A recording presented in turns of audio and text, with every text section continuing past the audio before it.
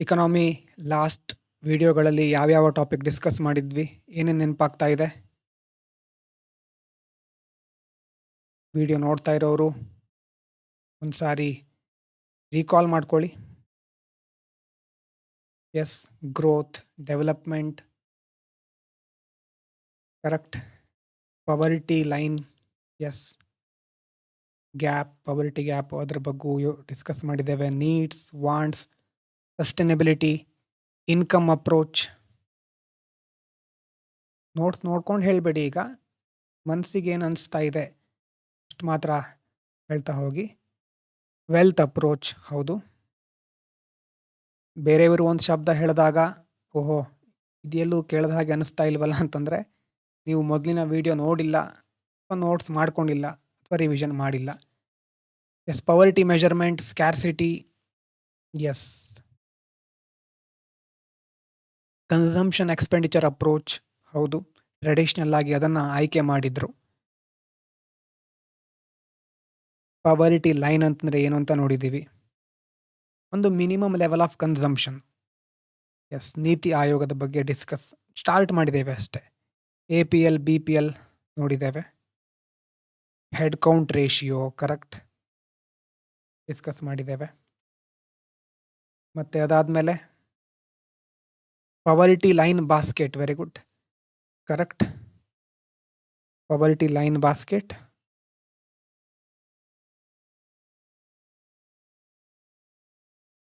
ಮತ್ತೆ ಇನ್ನೇನು?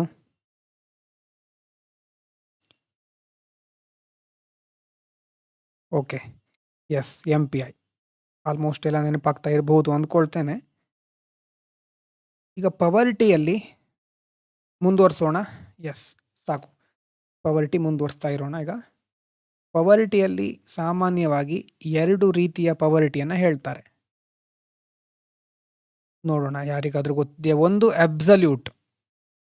ಅಬ್ಸಲ್ಯೂಟ್ ಪವರ್ಟಿ, ಇನ್ನೊಂದು ಯಾವ್ದು ಇರಬಹುದು?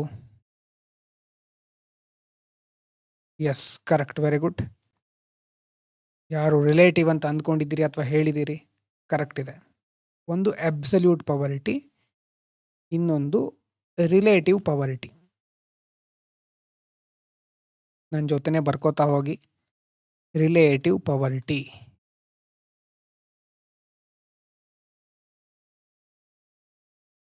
ಅಬ್ಸಲ್ಯೂಟ್ ಪವರ್ಟಿ ಅಂತಂದರೆ it means a person cannot meet the minimum basic requirements necessary for survival.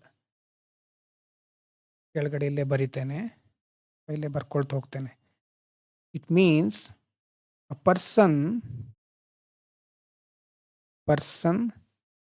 cannot meet the minimum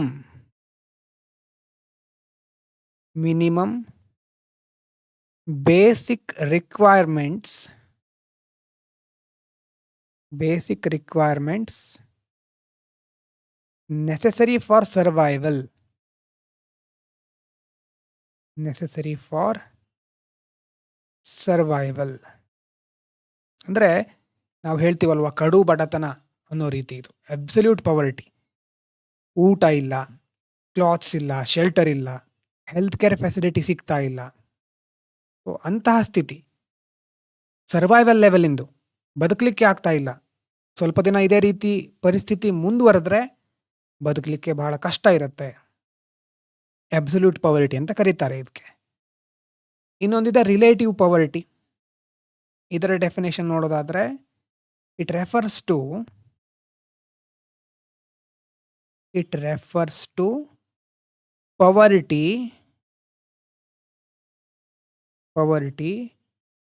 measured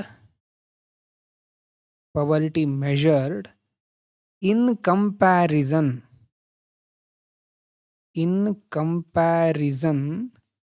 with the living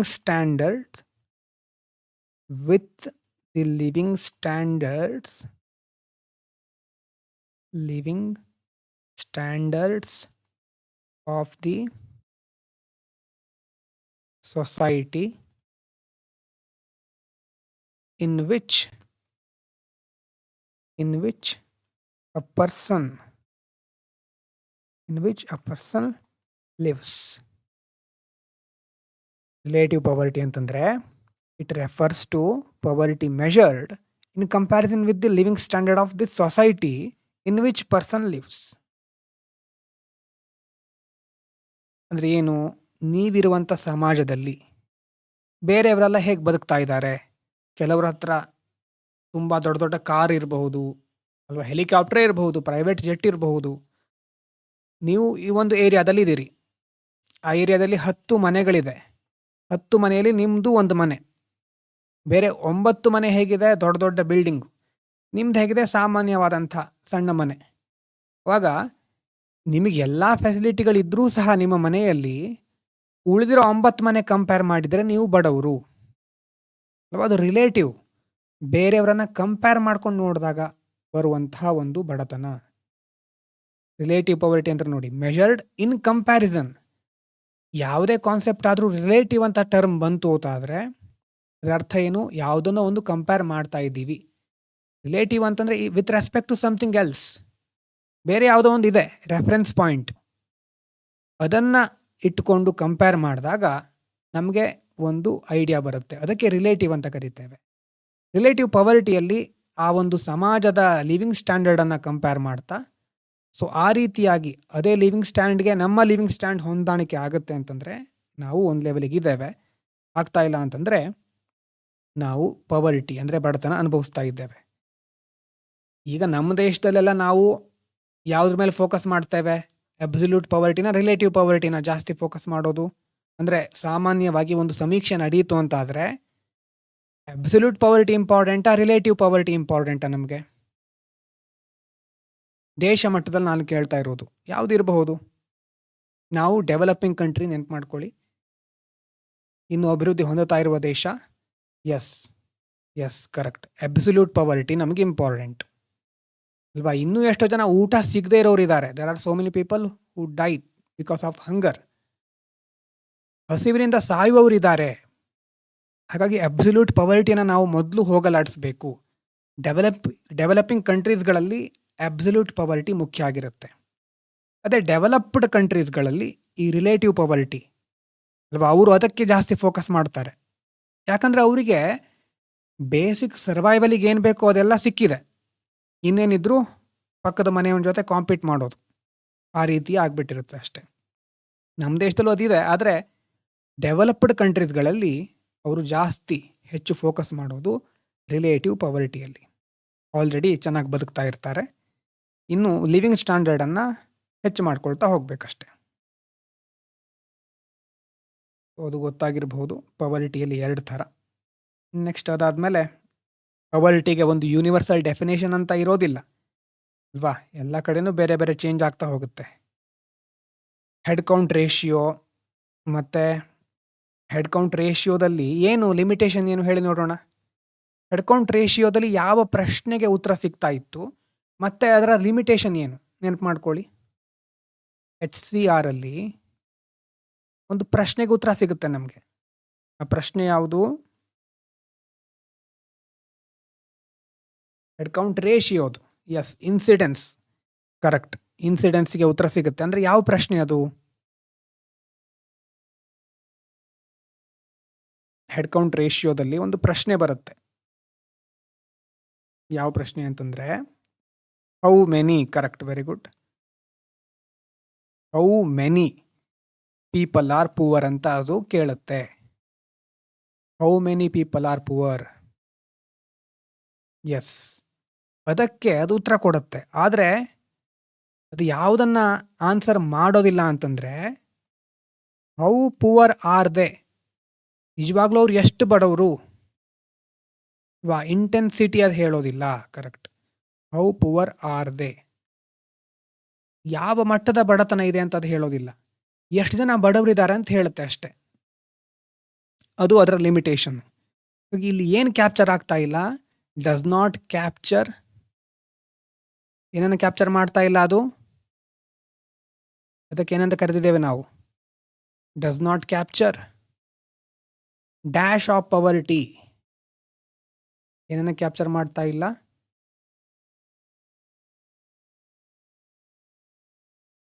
depth of ಪವರ್ಟಿ.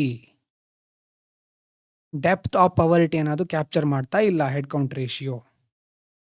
So ಅದಾದ್ಮೇಲೆ ಅದಕ್ಕೋಸ್ಕರನೇ ಬಂದಿರುವಂಥ ನೆಕ್ಸ್ಟ್ ಕಾನ್ಸೆಪ್ಟು ಅಲ್ವಾ, ಪವರ್ಟಿ ಗ್ಯಾಪ್ ಅಂತ ಬಂತು. ಪವರ್ಟಿ ಗ್ಯಾಪ್ ಅಂದರೆ how far poor people are below the poverty line. ಪವರ್ಟಿ line ಇದೆ, ಅದಕ್ಕಿಂತ ಎಷ್ಟು ಕೆಳಗಡೆ ಇದ್ದಾರೆ ಅಲ್ವಾ, ಇಲ್ಲೊಬ್ರು ಇರಬಹುದು, ಇನ್ನು ಪಾತಾಳದಲ್ಲಿ ಒಬ್ರು ಇರಬಹುದು. ಸೊ ಈ ರೀತಿ ಪವರ್ಟಿ ಲೈನ್ಗಿಂತ ಕೆಳಗಡೆ ಇದ್ದಾರೆ ತುಂಬ ಜನ, ಆದರೆ ಎಷ್ಟು ದೂರದಲ್ಲಿದ್ದಾರೆ, how far they are from the poverty line, ಅದನ್ನು ತಿಳಿಸೋದು ಪವರ್ಟಿ ಗ್ಯಾಪ್.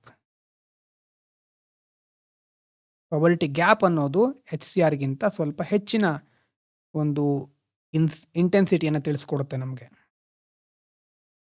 ಸೊ HCR ಅಲ್ಲಿ ಇನ್ಸಿಡೆನ್ಸ್ ಸಿಕ್ಕಿದ್ರೆ ಪವರ್ಟಿ ಗ್ಯಾಪಲ್ಲಿ ಡೆಪ್ತ್ ಸಿಗುತ್ತೆ. ಸೊ ಪವರ್ಟಿ ಅಂತಂದರೆ ಜಸ್ಟ್ ಇನ್ಕಮ್ ಮಾತ್ರ ಅಲ್ಲ ಅಂತ ಗೊತ್ತಿದೆ. ಡೆಪ್ರಿವೇಷನ್ ಅನ್ನುವಂಥ ಟರ್ಮ್ ಬಂದಿತ್ತು, ನೆನಪು ಮಾಡ್ಕೊಳ್ಳಿ. Deprivation of well being, world bank ಮತ್ತು ಬೇರೆ ಬೇರೆ ಸಂಸ್ಥೆಗಳು ಹೇಳೋದು. ಮತ್ತು ಪವರ್ಟಿ ಲೈನ್ ಬಾಸ್ಕೆಟ್ ನೆನಪು ಮಾಡ್ಕೊಳ್ಳಿ. Absolute ಪವರ್ಟಿ, relative ಪವರ್ಟಿ, head count ratio, ಪವರ್ಟಿ gap. ಈಗ ಇಷ್ಟೆಲ್ಲ ಇದೆ ನಮ್ಮ ಮುಂದೆ ಅಲ್ವಾ. ಇಷ್ಟೆಲ್ಲ ಇಟ್ಕೊಂಡು ಭಾರತ ಈಗ ಹೇಗೆ ಮೆಷರ್ ಮಾಡಬೇಕು ಪವರ್ಟಿನ? ಸೊ ಅದಕ್ಕೋಸ್ಕರ ಭಾರತ ಏನು ಮಾಡ್ತಾ ಹೋಗುತ್ತೆ, ಎಲ್ರಿಗೂ ಎಲ್ಲ ವಿಷಯ ಗೊತ್ತಿರೋದಿಲ್ಲ. ನೀವು ಬ್ಯೂರೋಕ್ರಾಟ್ ಆದರೂ ಸಹ, ಅಧಿಕಾರಿಗಳಾದರೂ ಸಹ ನಿಮಗೆ ಎಲ್ಲ ವಿಷಯದ ಬಗ್ಗೆ ಜ್ಞಾನ ಇರೋದಿಲ್ಲ. ಅದಕ್ಕೆ ಯಾರು ಬೇಕಾಗ್ತಾರೆ? ಸ್ಪೆಷಲಿಸ್ಟ್ಗಳು ಬೇಕಾಗ್ತಾರೆ. ತಜ್ಞರ ಒಂದು ಸಮಿತಿ ಮಾಡ್ತಾರೆ ಅಲ್ವಾ, ಒಂದು ಕಮಿಟಿ ರೆಡಿ ಮಾಡ್ತಾರೆ. ಆ ಕಮಿಟಿ ಎಲ್ಲವನ್ನ ಸ್ಟಡಿ ಮಾಡುತ್ತೆ, ಸ್ಟಡಿ ಮಾಡಿ ಒಂದು ತೀರ್ಮಾನಕ್ಕೆ ಬರುತ್ತೆ, ಬಂದು ಒಂದು ನಿರ್ಣಯನ ಕೈಗೊಳ್ಳುತ್ತೆ. ನಿರ್ಣಯ ಕೈಗೊಂಡ ಮೇಲೆ ಅದನ್ನು ಒಂದು ಪಾಲಿಸಿಯನ್ನಾಗಿ ಮಾಡಿ ಆ ಪಾಲಿಸಿಯನ್ನು ಇಂಪ್ಲಿಮೆಂಟ್ ಮಾಡೋದು ನಿಮ್ಮ ಕೆಲಸ. DC ಆಗಿ ಇಂಪ್ಲಿಮೆಂಟೇಷನ್ ನಿಮ್ಮ ಕೈಲಿರುತ್ತೆ. ಆದರೆ ಮೊದಲು ಅಷ್ಟು ವಿಷಯಗಳ ಜ್ಞಾನವನ್ನು ನೀವು ಹೊಂದಿರೋದಿಲ್ಲ. ನಾವೆಲ್ಲ GS ಓದ್ಕೊಂಡು ಹೋದವರು ಅಲ್ವಾ, ಯಾವುದೇ ವಿಷಯವನ್ನು ಸ್ಪೆಷಲೈಸೇಷನ್ ಪಡ್ಕೊಂಡು ಹೋದವರು ಅಲ್ಲ. GS ಪಡ್ಕೊಂಡು ಜ್ಞಾನ ಪಡ್ಕೊಂಡು ಹೋಗಿರ್ತೇವೆ. ಸೊ ಅಲ್ಲಿ ಹೋದಾಗ ಸ್ಪೆಷಲಿಸ್ಟ್ಗಳ ಅವಶ್ಯಕತೆ ಇರುತ್ತೆ. ಅದಕ್ಕೋಸ್ಕರ ನಾವು ಕಮಿಟಿಗಳನ್ನ ರೆಡಿ ಮಾಡಬೇಕು, ಅವರು ಸ್ಟಡಿ ಮಾಡ್ತಾರೆ. ಹಾಗಾಗಿ ಭಾರತ ಯಾವ್ಯಾವ ರೀತಿ ಯಾವ್ಯಾವ ಕಮಿಟಿಗಳನ್ನು ಮಾಡ್ಕೊಳ್ತಾ ಬಂತು, ಅವರು ಹೇಗೆ ಪವರ್ಟಿಯನ್ನು ಮೆಷರ್ ಮಾಡಿದ್ರು ಅಂತ ನಾವು ಈಗ ಸರಿಯಾಗಿ ನೋಡ್ತಾ ಹೋಗೋಣ. ಇಲ್ಲಿ ಬರುವಂಥ ಮುಖ್ಯವಾದಂಥ ವಿಷಯ, how India measures ಪವರ್ಟಿ. How India measures ಪವರ್ಟಿ ಅಂದರೆ ಇಲ್ಲಿ ಬರೋದು ಪವರ್ಟಿ ಕಮಿಟೀಸ್.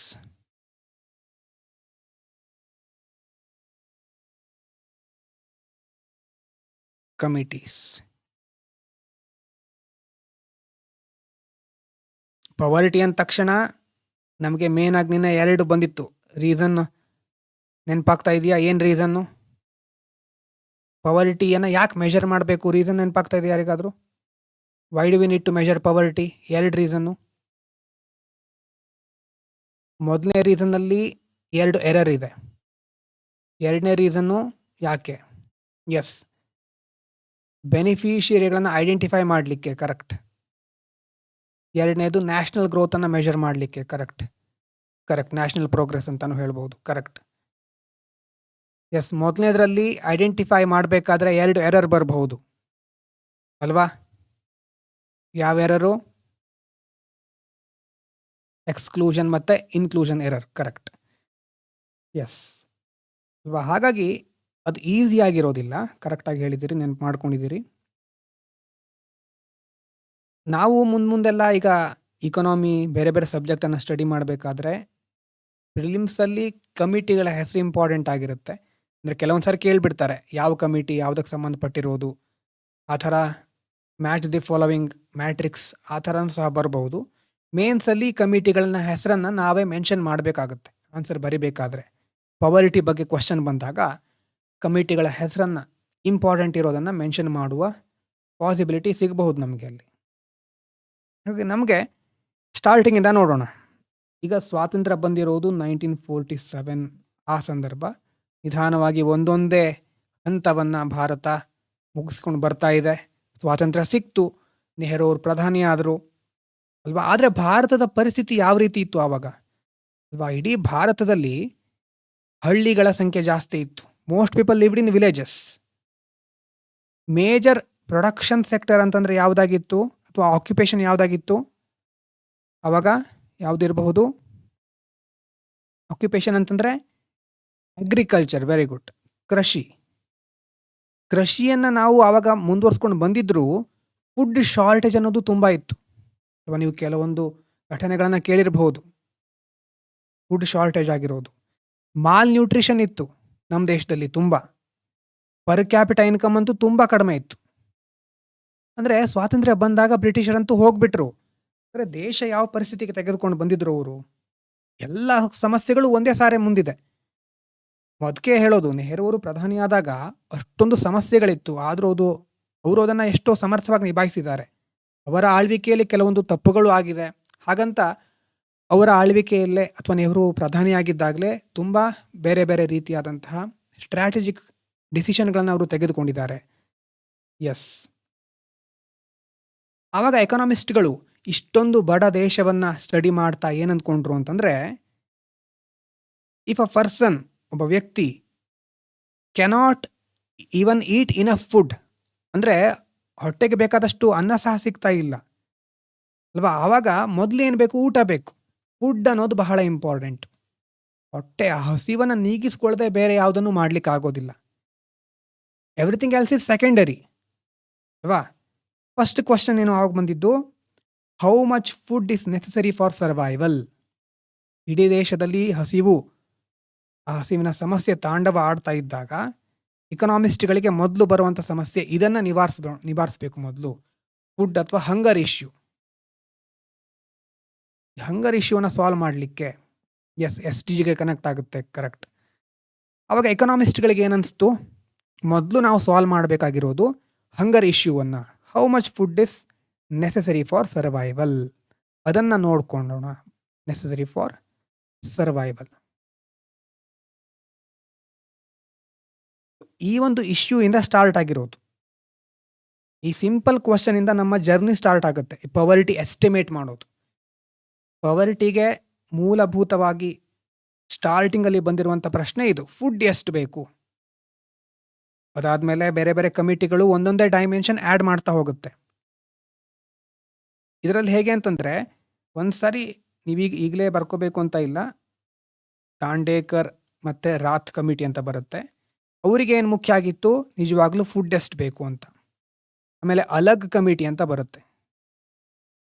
ಅವರಿಗೆ ವಿಲೇಜಲ್ಲಿ ಮತ್ತು ಸಿಟಿಗಳಲ್ಲಿ ಯಾವ ಥರ ಡಿಫ್ರೆನ್ಸ್ ಇದೆ ಪವರ್ಟಿಯಲ್ಲಿ. ಫುಡ್ ಆಯಿತು, ಈಗ ರೀಜನ್ನು. ಅದಾದಮೇಲೆ ಬರೋದು ಲಕ್ಡಾವಾಲ ಕಮಿಟಿ ಅಂತ ಬರುತ್ತೆ. ಅವರಿಗೆ ಒಂದು ಕ್ವಶನ್ ಬರುತ್ತೆ, ಫುಡ್ಡು ರೀಜನ್ ಆಯಿತು, ಇವ್ರು ಯಾವ ಲೆವೆಲಿಗೆ ಹೋಗ್ತಾರೆ? ಸ್ಟೇಟು ಅಂತಂದರೆ ಪ್ರತಿ ಸ್ಟೇಟಿಗೂ ಒಂದೇ ರೀತಿ ಪವರ್ಟಿ ಲೈನ್ ಇರಬೇಕಾ? ಯಾಕಂದರೆ ಭಾರತವನ್ನು ಗಮನಿಸಿ, ಕೇರಳದಲ್ಲಿ ಬೇರೆ, ಕಾಶ್ಮೀರ ಬೇರೆ ಅಲ್ವಾ, ಮತ್ತು ಗುಜರಾತ್, ರಾಜಸ್ಥಾನ ಬೇರೆ, ನಾರ್ತ್ ಈಸ್ಟ್ ಪ್ರದೇಶಗಳು, ಎಲ್ಲ ಪ್ರದೇಶದಲ್ಲೂ ಜಿಯೋಗ್ರಾಫಿಕಲ್ ವೇರಿಯಬಿಲಿಟಿ ತುಂಬ ಇದೆ. ಎಷ್ಟೊಂದು ವೈವಿಧ್ಯತೆ ಇದೆ, ವೆರೈಟಿ ಇದೆ, ಡೈವರ್ಸಿಟಿ ಇದೆ.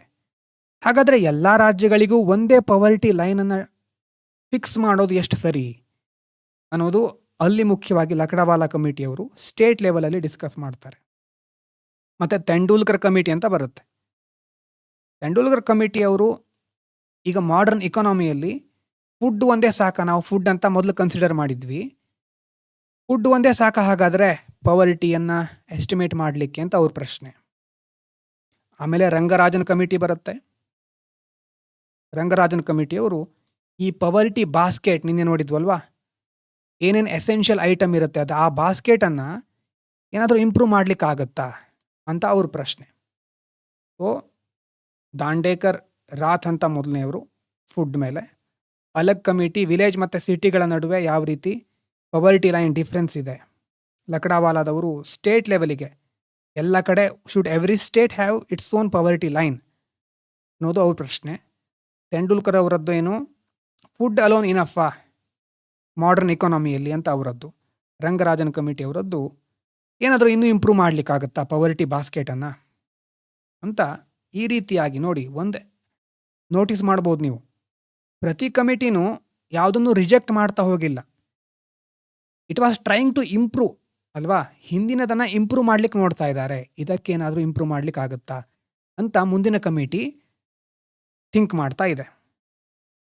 It was trying to improve based on the current economic situation. ಬೇರೆ ಬೇರೆ ಸಂದರ್ಭದಲ್ಲಿ ಅದು ಸ್ಥಾಪನೆ ಆಗಿರೋದು. ನೋಡ್ತಾ ಹೋಗೋಣ, ಒಂದೊಂದೇ ಆಗಿ ನೋಡ್ತಾ ಹೋಗೋಣ. ಮೊದಲನೇದು first big idea, Dandekar and Rath committee 1971. 1970s 1970 ಕಾಲ. ನೀವು ಆವಾಗ ಎಕನಾಮಿಸ್ಟ್ ಆಗಿರ್ತೀರಿ ಅಂತ ಇಟ್ಕೊಳ್ಳೋಣ. ಈ ಕಮಿಟಿಲಿ ಇದ್ದೀರಿ ನೀವು. ಒಂದು ಪುವರ್ ವಿಲೇಜಿಗೆ ಹೋಗ್ತೀರಿ, ಯಾವುದೊಂದು ಹಳ್ಳಿಗೆ ಹೋಗ್ತೀರಿ. ಅಲ್ಲಿ ಹೋಗಿ ಕೇಳಿದರೆ what is the biggest problem ಅಂತ ಕೇಳಿದ್ರೆ ಏನು ಹೇಳ್ಬೋದು ಅವರು? 1960-70 ಈಗ ತಾನೇ ಡಿಸ್ಕಸ್ ಮಾಡಿದ್ವಿ. ಯಾವ ಇಶ್ಯೂ ಅಲ್ಲಿ ಮುಖ್ಯವಾಗಿ ಪ್ರಾಮಿನೆಂಟ್ ಆಗಿರುತ್ತಿತ್ತು? ಎಸ್, ವೆರಿ ಗುಡ್ ಅಲ್ವಾ, ಫುಡ್. ಕರೆಕ್ಟ್, ಫುಡ್ ಅನ್ನೋದೇ ದೊಡ್ಡ ಪ್ರಾಬ್ಲಮ್, ಹಂಗರ್ ಇಶ್ಯೂ. ಆಗ ಈಗ ಈ ಕಮಿಟಿಲಿ ನೀವಿದ್ದೀರಿ, ಕೇಳಿದ ತಕ್ಷಣ ಮುಖ್ಯವಾಗಿ ಸಮಸ್ಯೆ ಬರ್ತಾ ಇರೋದೇನು? ಫುಡ್. ಸೊ ನೀವೇನು ಡಿಸೈಡ್ ಮಾಡ್ತೀರಿ? If you can identify people who cannot afford sufficient food, ಯಾರಿಗೆ ದಿನನಿತ್ಯಕ್ಕೆ ಬೇಕಾಗುವಂತಹ ಆಹಾರವನ್ನು ಸಹ ಪಡ್ಕೊಳ್ಳಿಕ್ಕೆ ಆಗ್ತಾ ಇಲ್ವೋ ಅವರು ನಿಜವಾಗ್ಲೂ ಪೂವರ್ ಆಗಿರ್ತಾರೆ. ಅಂಥವ್ರನ್ನ ಗಮನಿಸಿದರೆ ನಾವು ಪೂವರ್ ಯಾರು ಅಂತ ಐಡೆಂಟಿಫೈ ಮಾಡಬಹುದು ಅಂತ ಆವಾಗ ಇಕನಾಮಿಸ್ಟ್ಗಳು ಥಿಂಕ್ ಮಾಡ್ತಾರೆ. ಅಂದರೆ ಆವಾಗ ಬೇಸಿಕ್ ಐಡಿಯಾ ಏನಾಗಿತ್ತು ಅಂತಂದರೆ ಇವರದ್ದು ದಾಂಡೇಕರ್ ರಾಥ್ ಕಮಿಟಿಯಲ್ಲಿ poverty should be linked to the minimum expenditure required to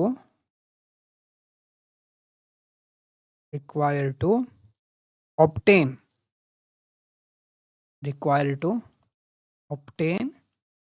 an adequate calorie. Food ಅನ್ನೋ ಡೈರೆಕ್ಟ್ ಆ ಶಬ್ದ ಬಳಸ್ತಾ ಇಲ್ಲ ನಾವು. ಕ್ಯಾಲರಿ ಇಂಟೇಕ್, ಎಷ್ಟು ಕ್ಯಾಲರಿ ಸೇವಿಸ್ಲಿಕ್ಕೆ ಆಗ್ತಾ ಇದೆ. ಕ್ಯಾಲರಿ ಇಂಟೇಕ್ ಅಂತಂದರೆ ಫುಡ್ಡು, ಮತ್ತೇನಲ್ಲ. ಹಾಗಾಗಿ ಇಲ್ಲೇನು ಬೇಸಿಕ್ ಐಡಿಯಾ, ಪವರ್ಟಿಯನ್ನು ನಾವು ಯಾವುದಕ್ಕೆ ಲಿಂಕ್ ಮಾಡೋಣ? ಕ್ಯಾಲರಿ ಇಂಟೇಕಿಗೆ. ಅಂದರೆ ದಿನಕ್ಕೆ ಒಂದು ಆಹಾರ ಪಡ್ಕೊಳ್ಳಿಕ್ಕೆ ಎಷ್ಟು ಖರ್ಚು ಮಾಡ್ಲಿಕ್ಕೆ ಆಗ್ತಾ ಇದೆ, ಮಿನಿಮಮ್ ಎಕ್ಸ್ಪೆಂಡಿಚರ್. ಅಥವಾ ದಿನಕ್ಕೆ ಅಂತ ಅಲ್ಲ, ಒಂದು ಓವರ್ ಆಲ್ ಆಗಿ ಎಕ್ಸಾಂಪಲ್ ಕೊಡ್ತಿದ್ದೇವೆ ನಾವು ಅಷ್ಟೇ. Poverty should be linked to minimum expenditure required to obtain an adequate calorie intake.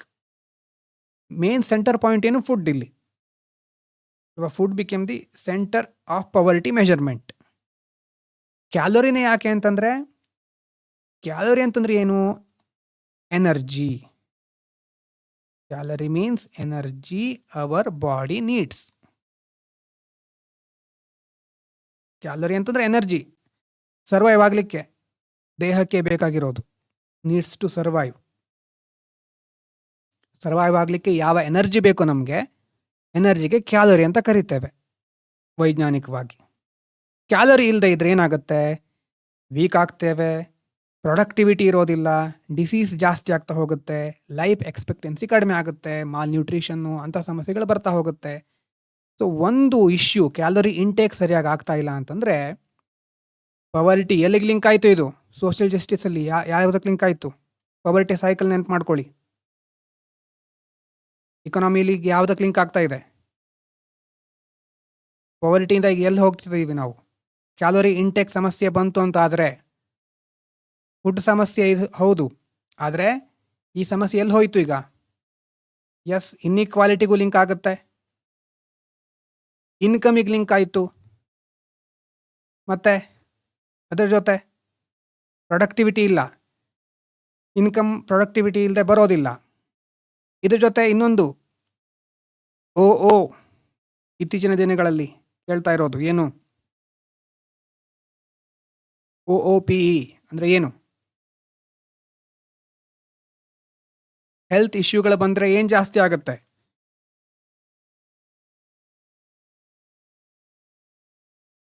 Out of pocket expenditure. Yes. ಹಾಗಾಗಿ ಆಗ ಪವರ್ಟಿ ಸೈಕಲ್ ವಿಶ್ಯಸ್ ಸೈಕಲ್ ಆಗಿ ಈ ರೀತಿ ಮುಂದುವರಿತಾ ಇತ್ತು. ಹಾಗಾಗಿ ಮೊದಲು ಫುಡ್ ಮೇಲೆ, ಕ್ಯಾಲೋರಿ ಇಂಟೇಕ್ ಮೇಲೆ ಫೋಕಸ್ ಮಾಡೋಣ ಅಲ್ವಾ, ಆ ರೀತಿ ಅವರು ಡಿಸೈಡ್ ಮಾಡ್ತಾರೆ. ಡಿಸೈಡ್ ಮಾಡಿ ಅವರು ಆ ಒಂದು ಐಡಿಯಾಕ್ಕೆ ಬರ್ತಾರೆ. ಅದು ನಿಧಾನವಾಗಿ ಒಂದು ಸಮಸ್ಯೆ ಗೊತ್ತಾಗುತ್ತೆ. ಒಂದು ಪ್ರಾಬ್ಲಮ್ ಇದೆ ಇಲ್ಲಿ. ಎ ಮತ್ತು ಬಿ ಅಂತ ಇಬ್ಬರು ವ್ಯಕ್ತಿ ಇದ್ದಾರೆ.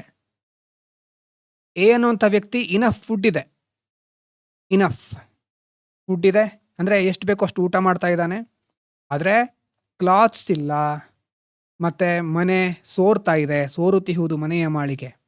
ಮತ್ತು ಟ್ರಾನ್ಸ್ಪೋರ್ಟ್ ಸೆಕ್ಟರಲ್ಲಿ ಅಥವಾ ಯಾವುದೇ ಒಂದು ವಲಯದಲ್ಲಿ ಜಾಬ್ ಇಲ್ಲ.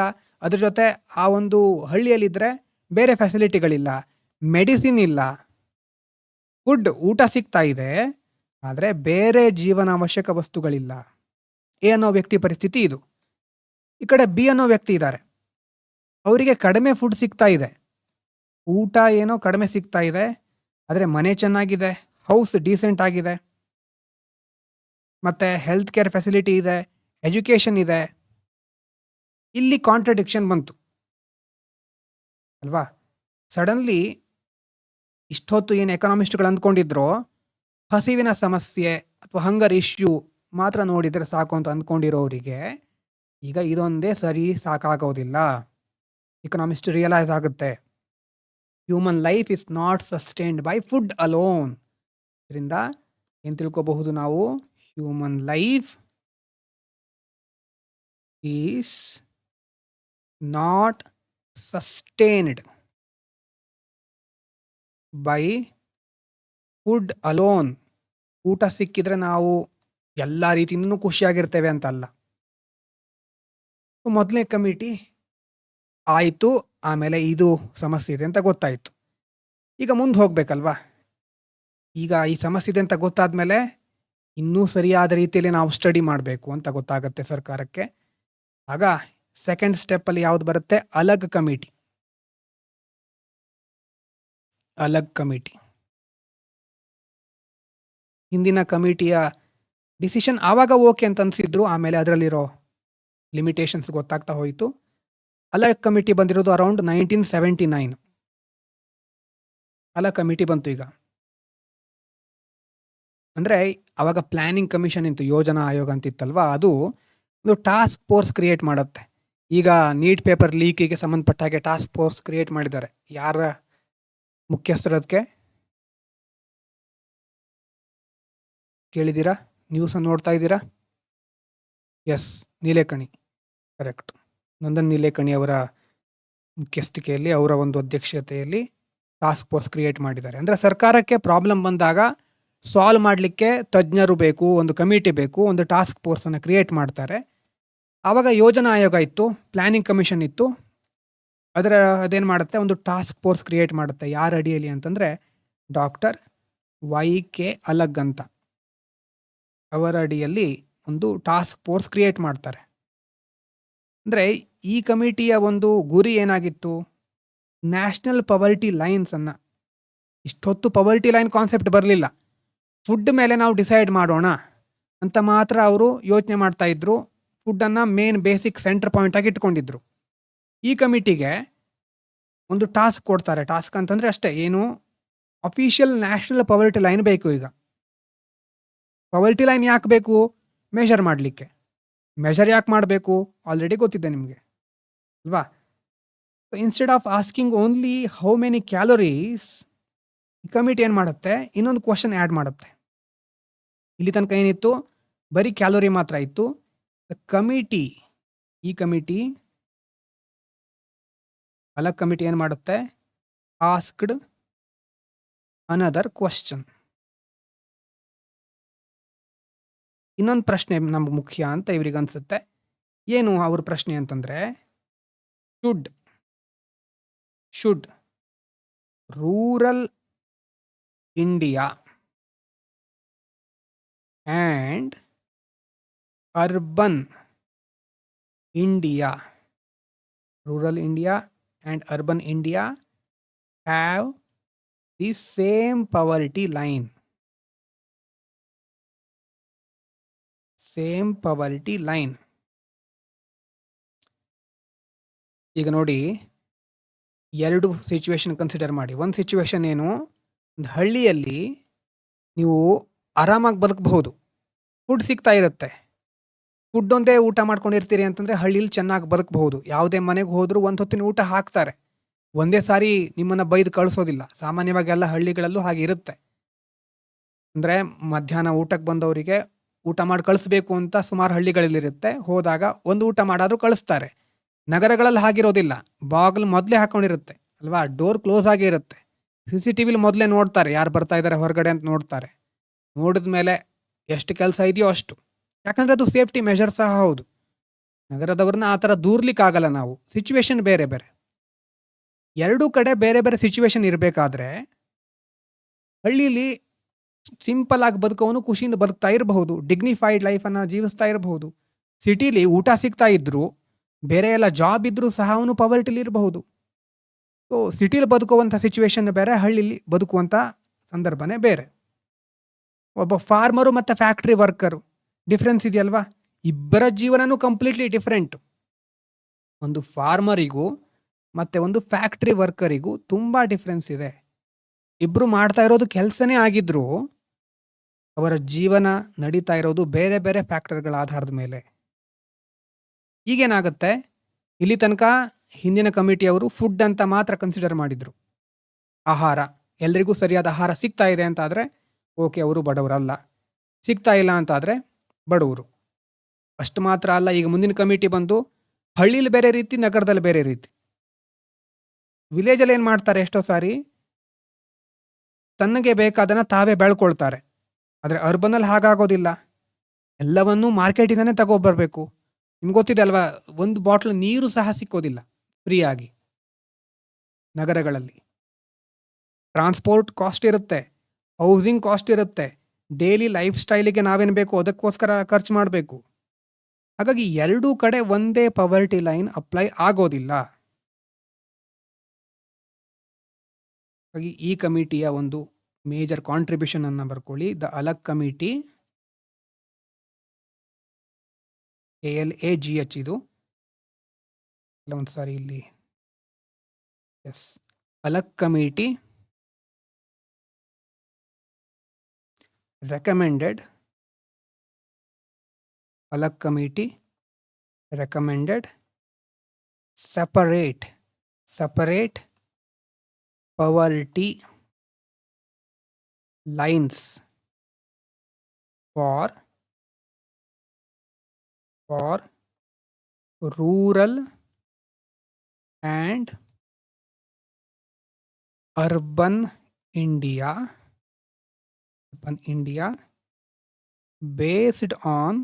urban India based on nutritional norms and corresponding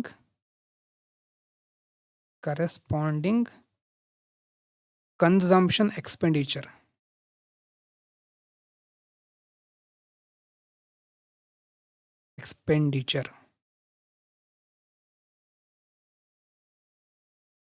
The Alag Committee recommended separate poverty lines for rural and urban India based on nutritional norms. ಇದು ಸಹ ಕ್ಯಾಲೋರಿ ಇಂಟೇಕನ್ನು ನಾವು ಬೇರೆ ರೀತಿ ಹೇಳೋದು ಹಾಗೆ, ನ್ಯೂಟ್ರಿಷನ್ಸ್, ಮತ್ತು ಅದಕ್ಕೆ ಎಷ್ಟು ಖರ್ಚಾಗುತ್ತೆ, ಕರೆಸ್ಪಾಂಡಿಂಗ್ ಕನ್ಸಂಪ್ಷನ್ ಎಕ್ಸ್ಪೆಂಡಿಚರ್. ಒಂಥರ ಫಸ್ಟು ಅಫಿಷಿಯಲ್ ಆಗಿ ಫಸ್ಟ್ ಎಸ್ಟಿಮೇಷನ್ ಫ್ರೇಮ್ವರ್ಕ್ ಕೊಟ್ಟ ಹಾಗೆ ಇದು ದೇಶಕ್ಕೆ.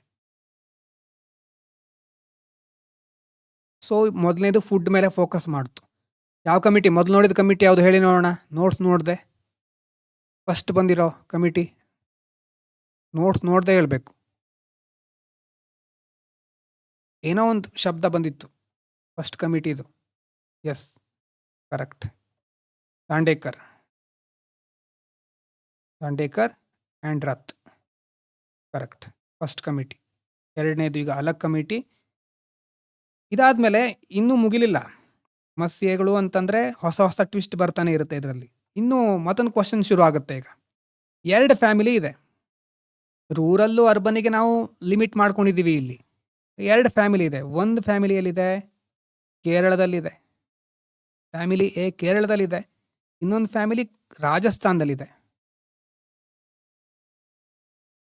ರಾಜಸ್ಥಾನದಲ್ಲಿದೆ. ಇಬ್ರು ಸಿಚುವೇಶನ್ ಬೇರೆ ಅಲ್ವಾ? ಇಬ್ರು ಒಂದೇ ಐಟಮ್ ಅನ್ನ ಬೈ ಮಾಡಿದ್ರು ಪ್ರೈಸ್ ಸೇಮ್ ಇರುತ್ತಾ? ಕೇರಳದಲ್ಲಿ ಎಷ್ಟಕ್ಕೆ ರೈಸ್ ಸಿಗುತ್ತೋ ಅಷ್ಟೇ ರೈಸು ರಾಜಸ್ಥಾನದಲ್ಲಿ ಸಿಗುತ್ತೆ ಅಂತನಾ? Transportation cost change ಇರಲ್ವಾ?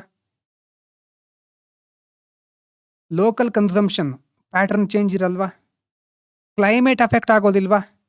ಕೇರಳದ ಕ್ಲೈಮೇಟ್ ಹೇಗಿದೆ, ರಾಜಸ್ಥಾನದ ಕ್ಲೈಮೇಟ್ ಹೇಗಿದೆ ಅಲ್ವಾ? ಕ್ಲೈಮೇಟ್ ಅಫೆಕ್ಟ್ ಆಗ್ತಾ ಇದೆ ಅಂತಂದ್ರೆ ಅಲ್ಲಿನ ಪ್ರೊಡಕ್ಟಿವಿಟಿ ಚೇಂಜ್ ಆಗುತ್ತೆ. ಅಲ್ಲಿನ ಕೃಷಿ ಪದ್ಧತಿಗಳು ಬೇರೆ ಬೇರೆ ಇರುತ್ತೆ. ಕೇರಳದಲ್ಲಿ ಬಹಳ ಚೆನ್ನಾಗಿ ಬೆಳೆಯುವಂಥ ಬೆಳೆಯನ್ನ ಇವರು ಬೆಳಿಲಿಕ್ಕೆ ಆಗೋದಿಲ್ಲ. ಅದು ಬೇಕು ಅಂತಂದ್ರೆ ಅವರು ಇಂಪೋರ್ಟ್ ಮಾಡ್ಕೋಬೇಕು ಬೇರೆ ಕಡೆಯಿಂದ ಅಲ್ವಾ? ಹಾಗಾಗಿ ಎಲ್ಲ ಈ ಒಂದು ಫ್ಯಾಕ್ಟರ್ಗಳಿಂದ ನ್ಯಾಷನಲ್ ಪವರ್ಟಿ ಲೈನ್ ಅನ್ನ ಎಲ್ಲ ಕಡೆ ಸಿಮಿಲರ್ ಇಡ್ಲಿಕ್ಕೆ ಆಗೋದಿಲ್ಲ ಅಲ್ವಾ? ಎವ್ರಿ ಸ್ಟೇಟಿಗೆ, ಪ್ರತಿಯೊಂದು ಸ್ಟೇಟಿಗೂ ಒಂದೇ ಪವರ್ಟಿ ಲೈನ್ ಅಪ್ಲೈ ಆಗೋದಿಲ್ಲ. ಈಗ ಬರೋದು ಯಾವುದು? ಲಕಡಾವಾಲಾ ಕಮಿಟಿ. ನೆಕ್ಸ್ಟ್ 3ನೇ ಸ್ಟೆಪ್ ಇದು. ಲಕಡಾವಾಲಾ ಕಮಿಟಿ ಅರೌಂಡ್ 1993. ಎಕನಾಮಿಸ್ಟ್ಗಳು ಶಿಫ್ಟ್ ಆಗ್ತಾ ಇದ್ದಾರೆ. ಒಂದು ಇಶ್ಯೂ ಇಂದ ಇನ್ನೊಂದು ಇಶ್ಯೂಗೆ ಶಿಫ್ಟ್ ಆಗ್ತಾ ಇದ್ದಾರೆ. ಅಂದ್ರೆ ಏನು? ಈಗ ಯಾವ್ದನ್ನು ನೋಡ್ತಾ ಇದ್ದಾರೆ? Price differences across states. Main question ಏನು ಅವ್ರು ಕೇಳ್ತಾ ಇರೋದು? Should every state have the same poverty line. Committee ಏನು ಹೇಳುತ್ತೆ? ಇಲ್ಲ, ಸರಿ ಆಗೋದಿಲ್ಲ. ಎಲ್ಲ ಸ್ಟೇಟಿಗೂ ಒಂದೇ ಪವರ್ಟಿ ಲೈನ್ ಸರಿ ಆಗೋದಿಲ್ಲ, ಹೊಂದೋದಿಲ್ಲ. ಅಫಿಷಿಯಲ್ ಆಗಿ ಬರ್ಕೊಳ್ಳೋದಾದ್ರೆ ದ ಲಕಡಾವಾಲಾ ಕಮಿಟಿ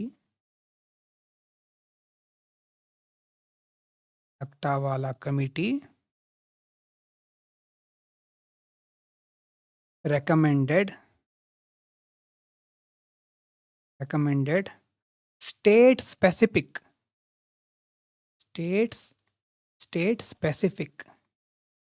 ಆಯಾ ರಾಜ್ಯಕ್ಕೆ ನಿರ್ದಿಷ್ಟವಾದಂತಹ ಸ್ಟೇಟ್ ಸ್ಪೆಸಿಫಿಕ್ ಪವರ್ಟಿ ಲೈನ್ಸ್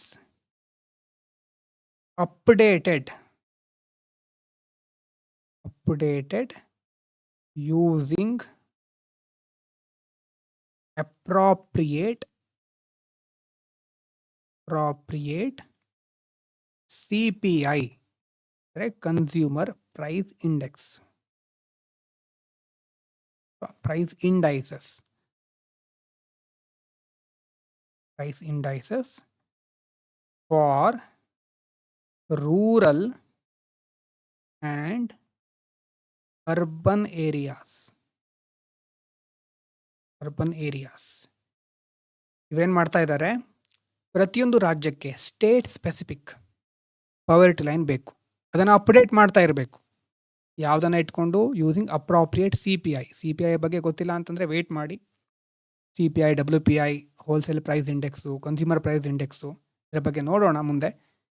ಒಂದು ವೇಳೆ ಕಾನ್ಸೆಪ್ಟೇ ಗೊತ್ತಿಲ್ಲ ಅಂತಂದರೆ ವಿಡಿಯೋ ನೋಡ್ತಾ ಇರೋರಿಗೆ ಯೂಟ್ಯೂಬಲ್ಲಿ CPI ಅಂತಂದರೆ ಕನ್ಸ್ಯೂಮರ್ ಆಗಿ ನಾವು ಒಂದು ರಿಟೇಲ್ ಮಾರ್ಕೆಟಲ್ಲಿ ಏನು ಪರ್ಚೇಸ್ ಮಾಡ್ತೀವೋ ಅದರದ್ದು ಒಂದು ಸರಾಸರಿ ಬೆಲೆ ಅಂತ ಹೇಳ್ಬೋದು. ಅದರ ಆಧಾರದ ಮೇಲೆ ರೂರಲಿಗೆ ಬೇರೆ, ಅರ್ಬನಿಗೆ ಬೇರೆ, ಮತ್ತು ಸ್ಟೇಟ್ ಸ್ಪೆಸಿಫಿಕ್ ಆಗಿ ನಮಗೆ ಒಂದು ಪವರ್ಟಿ ಲೈನ್ ಬೇಕು ಅಂತ ಇವರು ರೆಕಮೆಂಡ್ ಮಾಡ್ತಾರೆ. ಅಂದರೆ ಈಗ ಕ್ಯಾಲೋರಿ ಇಂಟೇಕ್ ಇದೆಯಲ್ವಾ, ಕ್ಯಾಲೋರಿ ಲಿಂಕ್ಡ್ ಅಪ್ರೋಚ್, ಅದನ್ನು ಹಾಗೆ ಇಟ್ಕೊಳ್ತಾರೆ. ಅದ್ರ ಜೊತೆ ಇಲ್ಲೇನು ಬಂತು, CPI, ಇದು ಇನ್ಫ್ಲೇಷನಲ್ಲೂ ಮತ್ತೆ ಬರುತ್ತೆ ಈ ಕಾನ್ಸೆಪ್ಟು. ಅಂದರೆ ಹಣದುಬ್ಬರ, ಹಣ ಬೆಲೆ ಏರಿಕೆ ಆಗುತ್ತಲ್ವಾ, ಅದನ್ನು ಸಹ ಕನ್ಸಿಡರ್ ಮಾಡ್ತಾ ಇದ್ದಾರೆ. ಇನ್ಫ್ಲೇಷನ್, ಬೆಲೆ ಏರಿಕೆ ಆದಾಗ ಕೇರಳದಲ್ಲಿ ಬೆಲೆ ಏರಿಕೆ ಆಗಿರಬಹುದು, ರಾಜಸ್ಥಾನದಲ್ಲಿ ಕಡಿಮೆ ಇರಬಹುದು. ಸೊ ಅಲ್ಲಿ ಬದಲಾವಣೆ ಆಗುತ್ತೆ. ಕೇರಳದಲ್ಲಿರುವಂತಹ ವ್ಯಕ್ತಿ ಖರ್ಚು ಮಾಡೋದು ಬೇರೆ ರೀತಿ ಇರುತ್ತೆ, ರಾಜಸ್ಥಾನದಲ್ಲಿ ಬೇರೆ ರೀತಿ ಇರುತ್ತೆ. ಆಯಾ ಸ್ಟೇಟ್ ವೈಸು ಬೇರೆ ರೀತಿ ಪವರ್ಟಿ ಲೈನ್ ಬೇಕು ಅಂತ ಲಕ್ಡಾವಾಲಾ ಕಮಿಟಿ ಹೇಳುತ್ತೆ. ಈಗ ಒಂದು ಹಂತಕ್ಕೆ ಬಂದಿದ್ದೇವೆ. ಅಂದರೆ ಲಕ್ಡಾವಾಲಾ ಕಮಿಟಿ, ಅದಕ್ಕಿಂತ ಮೊದಲು ನೆನಪಾಗಲಿ, ಎಲ್ಲ ಒಂದೊಂದೇ ಕಮಿಟಿ ನೆನಪಾಗಲಿ. ಹಿಂದಿನ ಕಮಿಟಿ ಯಾವುದಾಗಿತ್ತು ಇದಕ್ಕಿಂತ ಮೊದಲಿಂದು? ಅಲಕ್ ಕಮಿಟಿ, ಎಸ್ ಕರೆಕ್ಟ್. ಅದಕ್ಕಿಂತ ಮೊದಲು ದಾಂಡೇಕರ್, ರಥ್, ಎಸ್. ಇಷ್ಟು ಕಮಿಟಿ ಆಯಿತು. ಈಗ ಒಂದು ಕಲ್ಪನೆ ಮಾಡ್ಕೊಳ್ಳಿ, ಒಂದೇ ರೀತಿ ಎಸೆನ್ಷಿಯಲ್ ಗೂಡ್ಸ್ ಅಂತ ಯಾವುದು ಅಂತ ಗೊತ್ತಾಗಿದೆ. ಈಗ ಫುಡ್ ಅಂತ ಇಟ್ಕೊಳ್ಳಿ ಅಥವಾ ಯಾವುದೇ ಒಂದು ಇಟ್ಕೊಳ್ಳಿ, ನಿಮಗೆ ದಿವಸಕ್ಕೆ ಇಂತಿಷ್ಟು ಫುಡ್ ಐಟಮ್ಸ್ ಬೇಕು. ರೈಸ್ ಬೇಕು ಅಥವಾ ವೀಟ್ ಬೇಕು, ತರಕಾರಿಗಳು ಬೇಕು ಅಲ್ವಾ, ರೈಸು, ವೀಟು, ವೆಜಿಟೇಬಲ್ಸು ಇದೆಲ್ಲ ಬೇಕು. ಒಂದು ಸ್ಟೇಟಲ್ಲಿ ಪ್ರೈಸ್ ಜಾಸ್ತಿ ಇರಬಹುದು, ಇನ್ನೊಂದು ಸ್ಟೇಟಿಗೆ ಅಷ್ಟೆಲ್ಲ ಪ್ರೈಸನ್ನು ಪೇ ಮಾಡಬೇಕಾದ ಅವಶ್ಯಕತೆ ಇಲ್ಲದೆ ಇರಬಹುದು. ನಾವು ಈಗ ಪ್ರೈಸನ್ನು ಇಗ್ನೋರ್ ಮಾಡಿಬಿಟ್ರೆ ಸರಿಯಲ್ಲ ಅದು ಅಲ್ವಾ. ಪ್ರೈಸನ್ನು ಇಗ್ನೋರ್ ಮಾಡಿಬಿಟ್ರೆ ನಾವು ಕ್ಲಾಸಿಫಿಕೇಶನ್ ಸರಿಯಾಗಿ ಮಾಡ್ತಾ ಇಲ್ಲ ಅಂತ. ಹಾಗಾಗಿನೇ ಈ ಲಕ್ಡಾವಾಲಾ ಕಮಿಟಿಯಲ್ಲಿ ಏನು ಮಾಡಿದ್ರು, ಕ್ಯಾಲೋರಿ ಇಂಟೇಕ್ ಜೊತೆ CPI ಅನ್ನು ಸಹ ಆ್ಯಡ್ ಮಾಡ್ತಾರೆ. ಇನ್ಫ್ಲೇಷನ್ನಿನ ಒಂದು ಕಾನ್ಸೆಪ್ಟು, ಹಣದುಬ್ಬರ, ಹಣ ಯಾವ ರೀತಿ ಏರಿಕೆ ಆಗ್ತಾ ಇದೆ ಅಥವಾ ಒಂದು ವಸ್ತುವಿನ ಬೆಲೆ ಯಾವ ರೀತಿ ಏರಿಕೆ ಆಗ್ತಾ ಇದೆ ಅನ್ನೋದನ್ನು ಸಹ ಅವರು ಕನ್ಸಿಡರ್ ಮಾಡ್ತಾರೆ. ಇದು ಬಂದಿರೋದು ಯಾವ ಇಸ್ವಿಲಿ ಹೇಳಿ? ಅರೌಂಡ್ ಲಕ್ಡಾವಾಲಾ ಅವರು ಬಂದಿರೋದು ಯಾವ ಇಸ್ವಿಲಿ ಆಗಿತ್ತು? ಅರೌಂಡ್ ಎಸ್ 1993 ಅರೌಂಡ್ ಆಗಿತ್ತು. ಸುಮಾರು ವರ್ಷ ಇದೇ ಕಮಿಟಿಯ ಒಂದು ರಿಪೋರ್ಟ್ ಎಲ್ಲ ನಡೀತಾ ಇತ್ತು. ಆದರೆ ನಿಧಾನವಾಗಿ ಯಾವಾಗ IT ಸೆಕ್ಟರ್, ಇಂಟರ್ನೆಟ್ ಎರಾ ಭಾರತಕ್ಕೆ ಕಾಲಿಡ್ತಾ ಇತ್ತು ಅಲ್ವಾ, 1992, 90ಸ್ನಲ್ಲಿ ಗ್ಲೋಬಲೈಸೇಷನ್ ಸ್ಟಾರ್ಟ್ ಆಗಿಬಿಡುತ್ತೆ. 2000 ಬರೋ ತನಕ ಭಾರತದ ಚಿತ್ರಣ ಬದಲಾಗ್ತಾ ಇದೆ ಕಂಪ್ಲೀಟ್ ಆಗಿ. 1990ಸಲ್ಲಿ ಯಾವ ಭಾರತ ಇತ್ತೋ ಅದೇ ಭಾರತ 2000ಅಲ್ಲಿ ಇಲ್ಲ. ಇಡೀ ಭಾರತದ ಒಂದು ವಸ್ತು ಚಿತ್ರ ಇಡೀ ಕಂಪ್ಲೀಟ್ ಡಿಫ್ರೆಂಟ್ ಆಗಿಬಿಟ್ಟಿದೆ. ಇಕನಾಮಿಕ್ ಗ್ರೋತ್ ಜಾಸ್ತಿ ಆಗಿದೆ, ಸಿಟಿಗಳೆಲ್ಲ ಎಕ್ಸ್ಪ್ಯಾಂಡ್ ಆಗ್ತಾ ಇದೆ ಅಲ್ವಾ. ಪ್ರೈವೇಟ್ ಹಾಸ್ಪಿಟಲ್ಗಳು ಅಥವಾ ಬೇರೆ ಬೇರೆ ಕಂಪ್ನಿಗಳು, ಪ್ರೈವೇಟೈಸೇಷನ್ನು ಹೇಳಿದ್ವಲ್ವ, ಅದಕ್ಕೆ ಹೇಳಿರೋದು. LPG ಅಂತಂದ್ರೆ ಏನು ಗೊತ್ತಿದೆ, ಲಿಬರಲೈಸೇಷನ್, ಪ್ರೈವೇಟೈಸೇಷನ್, ಗ್ಲೋಬಲೈಸೇಷನ್. ಇದೆಲ್ಲ ಜಾಸ್ತಿ ಆದಮೇಲೆ, ಪ್ರೈವೇಟ್ ಸೆಕ್ಟರ್ ಎಮರ್ಜ್ ಆದಮೇಲೆ ಕಾಸ್ಟ್ ಇನ್ನೂ ಜಾಸ್ತಿ ಆಗುತ್ತಾ ಕಡಿಮೆ ಆಗುತ್ತಾ? ಪ್ರೈವೇಟ್ ಸೆಕ್ಟರ್ ಇದ್ದಾಗ ಪ್ರೈವೇಟ್ ಹಾಸ್ಪಿಟಲಿಗೆ ಹೋದರೆ ಹೆಚ್ಚು ಖರ್ಚಾಗುತ್ತಾ? ಗೌರ್ಮೆಂಟ್ ಹಾಸ್ಪಿಟಲ್ ಅಲ್ಲ ಅಲ್ವಾ. ಪ್ರೈವೇಟ್ ಸ್ಕೂಲ್ ಇನ್ಕ್ರೀಸ್ ಆಗುತ್ತೆ, ಎಸ್, ಮೋರ್ ಹೈ ಆಗುತ್ತೆ, ಹೌದು. ಹೆಲ್ತ್ ಕೇರ್ ಎಕ್ಸ್ಪೆನ್ಸಿವ್, ಎಜುಕೇಷನ್ನು ಎಲ್ಲ ಜಾಸ್ತಿ ಆಗ್ತಾ ಇದೆ. ಈಗ ನೋಡಿ, LPG ಕ್ರೈಸಿಸಿಂದಾಗಿ ಅಥವಾ LPG ಅದಾದಮೇಲೆ ಪ್ರೈವೇಟೈಸೇಷನ್ ಜಾಸ್ತಿ ಆಯಿತು. ಇಲ್ಲಿ ತನಕ ನಾವು ಕ್ಯಾಲೋರಿ, ಫುಡ್ ಇಂಟೇಕು ಮತ್ತು CPI ಅಷ್ಟನ್ನೇ ನಂಬ್ಕೊಂಡಿದ್ವಿ. ಆದರೆ ಈ LPG ಅಥವಾ ಈ ಒಂದು 2000 ಇಸ್ವಿ ಬರೋ ತನಕ ಅಷ್ಟು ಸಾಕಾಗೋದಿಲ್ಲ ಅಂತ ಗೊತ್ತಾಯಿತು. ಆವಾಗ 2000 ಇಸ್ವಿ ಆದಮೇಲೂ ಸುಮಾರು ವರ್ಷ ಡಿಸ್ಕಸ್ ಮಾಡಿ ನೆಕ್ಸ್ಟ್ ಬರೋ ಕಮಿಟಿ ಸುರೇಶ್ ತೆಂಡೂಲ್ಕರ್. ಇವರು ಸಚಿನ್ ತೆಂಡೂಲ್ಕರಿಗೆ ಯಾವುದೇ ರೀತಿ ರಿಲೇಷನ್ ಇರಲಿಕ್ಕಿಲ್ಲ. Suresh Tendulkar committee 2009 around. ಅಂದರೆ ಇವರು ತುಂಬ ದೊಡ್ಡ ಬದಲಾವಣೆ ಕಡೆ ಫೋಕಸ್ ಮಾಡ್ತಾ ಇದ್ದಾರೆ. ಸುಮಾರು ಆಲ್ಮೋಸ್ಟ್ 3 ಡಿಕೇಡ್ಸ್ ನಾವ್ಯಾವುದ್ರ ಮೇಲೆ ಫೋಕಸ್ ಮಾಡ್ತಾ ಇದ್ವಿ? ಕ್ಯಾಲೋರಿ. ಇವರೇನು ಹೇಳ್ತಾರೆ, ಇವರು ಕ್ಯಾಲೋರಿ ಮಾತ್ರ ಸಾಕಾಗೋದಿಲ್ಲ ನೋಡಿ, ಇದು ಬಹಳ ಇಂಪಾರ್ಟೆಂಟು.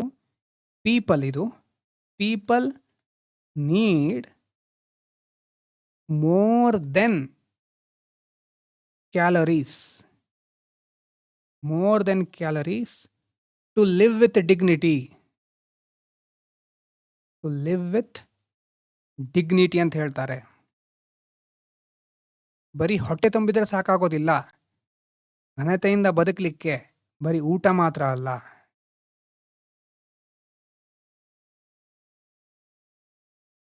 ನೋಡಿ, ಈಗ ಬರ್ಕೊಳ್ಳಿ ಕರೆಕ್ಟಾಗಿ. The Tendulkar committee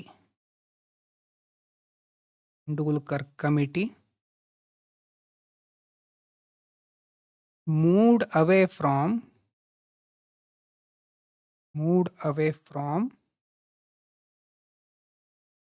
directly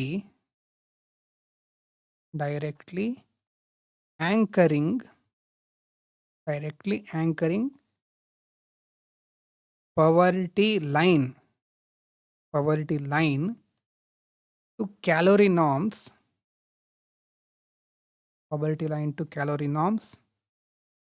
and adopted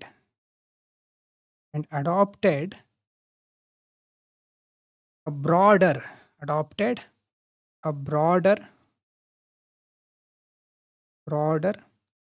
consumption based approach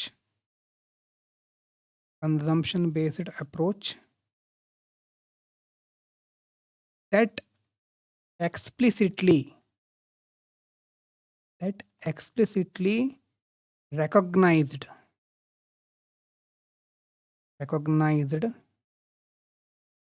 private expenditure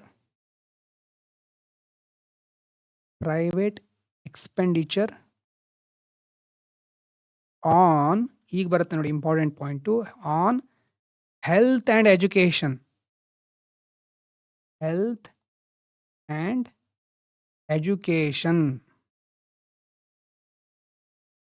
land mark change ಅಂತ ಹೇಳ್ತೀವಲ್ವಾ, ಆ ಥರ ಇದು.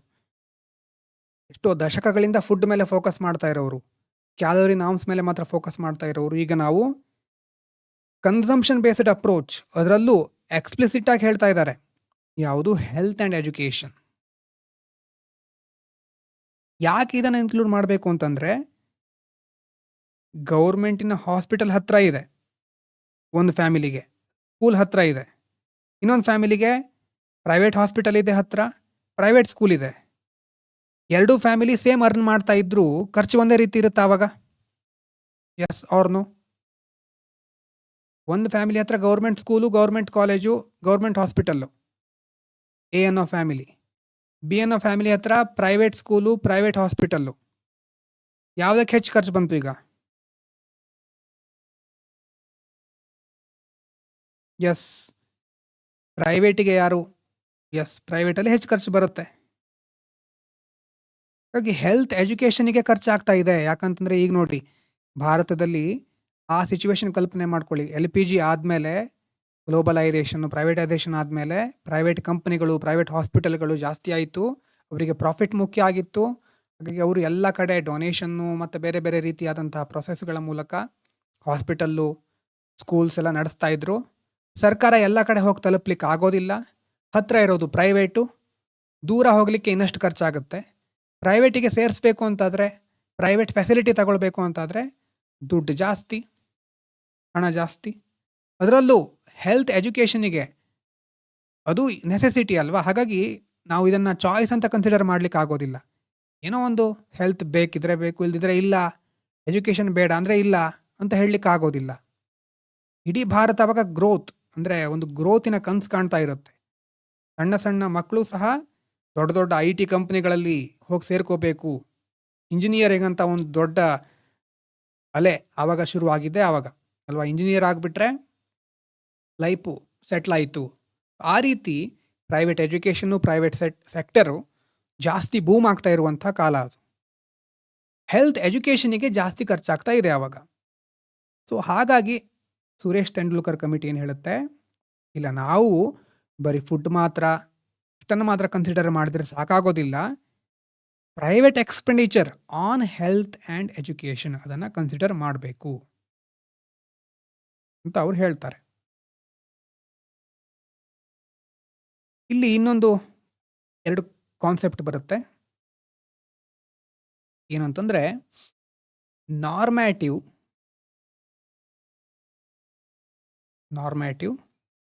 Versus behavioural. ಶಬ್ದವನ್ನು ಕೇಳಿದಿರಾ ಗೊತ್ತಿಲ್ಲ. ಬೇರೆ ಬೇರೆ ಸಾರಿ ಈ ನಾರ್ಮೇಟಿವ್ ಅನ್ನೋದು ಡಿಫ್ರೆಂಟಾಗಿ ಯೂಸ್ ಆಗ್ತಾ ಇರುತ್ತೆ.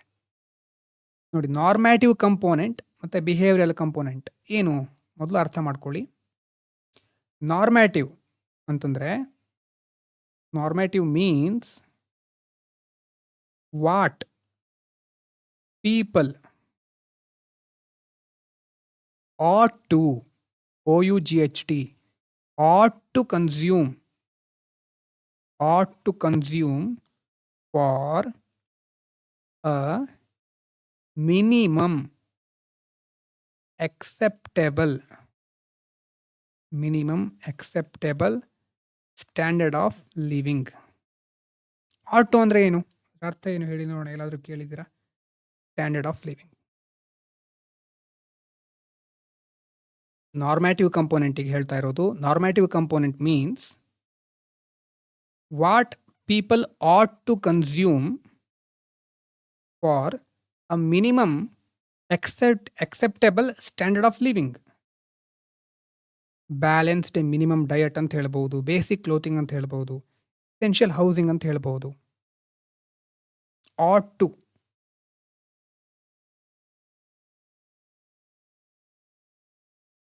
to ಅಂತಂದ್ರೆ ಏನದರ ಅರ್ಥ?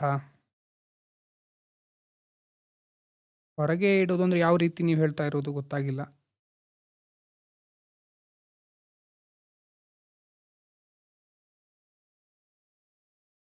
ಇಲ್ಲಾದರೂ ಬೇರೆ ತುಂಬ ಸಾರಿ ನಾನ್ ಫಿಕ್ಷನ್ಗಳು ಅಥವಾ ಬೇರೆ ಬೇರೆ ಬುಕ್ಕನ್ನು ಓದಿ ಅಂತ ಹೇಳಿದ್ದೇನೆ.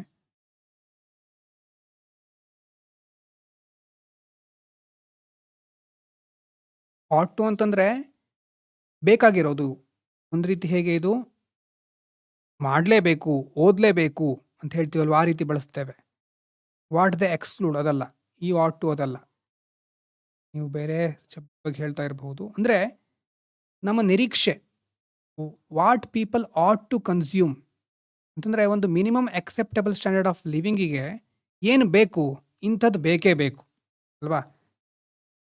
ought to ಅಂತಂದರೆ ಈಗ ಒಂದು ಬ್ಯಾಲೆನ್ಸ್ಡ್ ಮಿನಿಮಮ್ ಡಯಟ್, ದಿವಸಕ್ಕೆ ಇಂತಿಷ್ಟು ಊಟ ಬೇಕೇ ಬೇಕು. ಬೇಸಿಕ್ ಕ್ಲಾತಿಂಗ್ ಅಂದರೆ ಇಂತಿಷ್ಟು ಬಟ್ಟೆ ನಮಗೆ ಬೇಕು. ಎಸೆನ್ಷಿಯಲ್ ಹೌಸಿಂಗ್, ಇದೆಲ್ಲ ಬೇಕೇ ಬೇಕಾಗಿರೋದು, ಕನ್ಸ್ಯೂಮ್ ಮಾಡಲೇಬೇಕಾಗಿರೋದು. ought to ಕನ್ಸ್ಯೂಮ್ ಅಂತಂದರೆ ಬೇಕೇ ಬೇಕಾಗಿರೋದು, ಕನ್ಸ್ಯೂಮ್ ಮಾಡಲೇಬೇಕಾಗಿರೋದು. ಅದು ನಾರ್ಮೇಟಿವ್ ಅಂತ ಕರಿತೇವೆ. ಅದೇ ಬಿಹೇವಿಯರಲ್ ಅಂತಂದರೆ ಏನು? Behavioural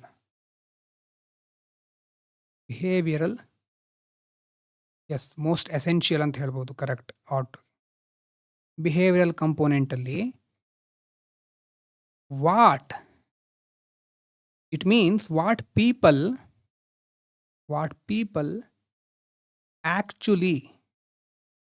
actually spend based on observed consumption patterns.